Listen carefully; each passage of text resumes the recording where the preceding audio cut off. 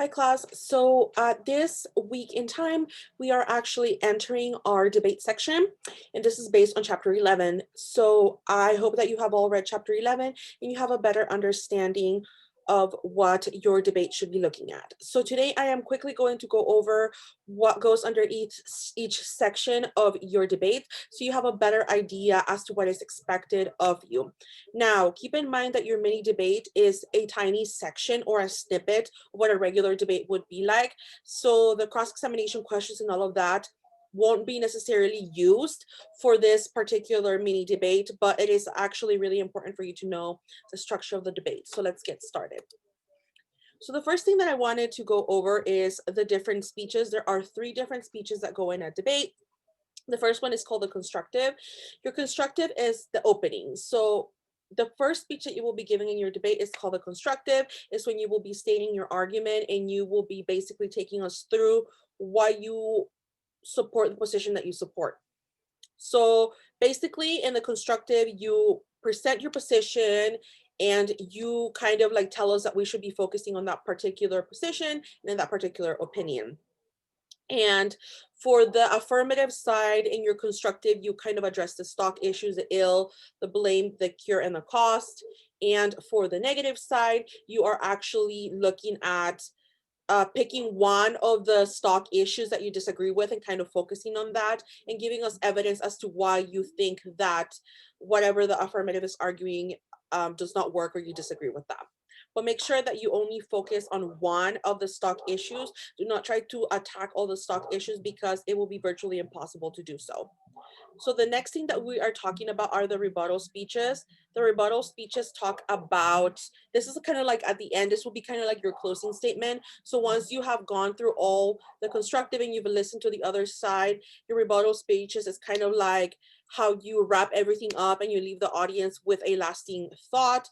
So basically you talk about what you heard from the other side, you address the arguments that you felt were weak, and you kind of let them know why you disagree with them, why your argument is stronger. So you kind of like the name says, is you kind of rebut or you rebuttal everything that they said or some of the things that they say that you find the weakest. So that will be your closing statement.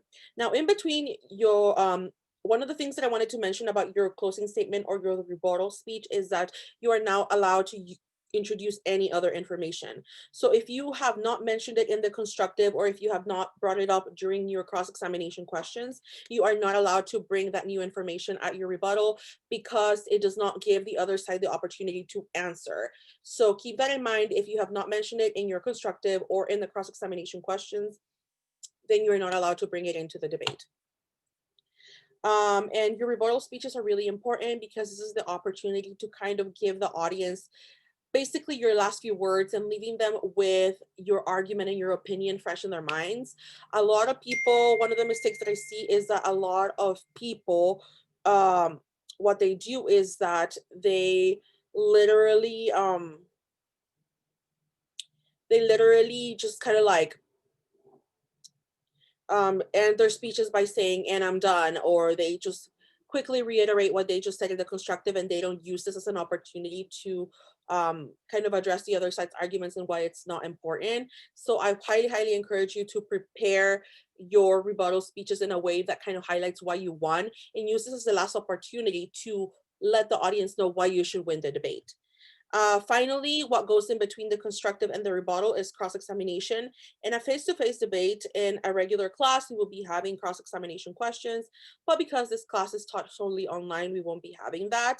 But in a cross-examination, every side has a turn. The affirmative has a turn for cross-examination, the negative has a turn for cross-examination.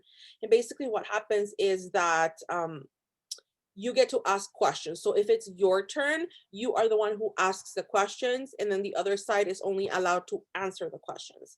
They're not allowed to post questions unless it's a question for clarification. So if, for example, if it's the affirmative's cross-examination, if it's their turn, they ask the questions, and the negative is only meant to answer the questions.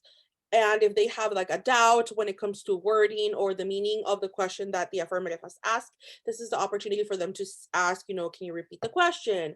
Um, is there any way they can say it? Or like, what does this word mean? Like something for clarification. The opposite side is allowed to ask, but only the people whose turn it is are the ones that are supposed to pose the questions.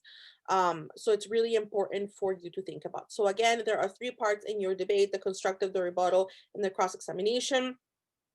For the mini debate, we will only be focusing on the constructive and the rebuttal, but keep in mind that in a regular academic debate, you would have those three parts. I am really looking forward to listening to your debates, and I honestly cannot wait to see what you do with your debates. If you have any questions, make sure to reach out for me, and I will see you soon.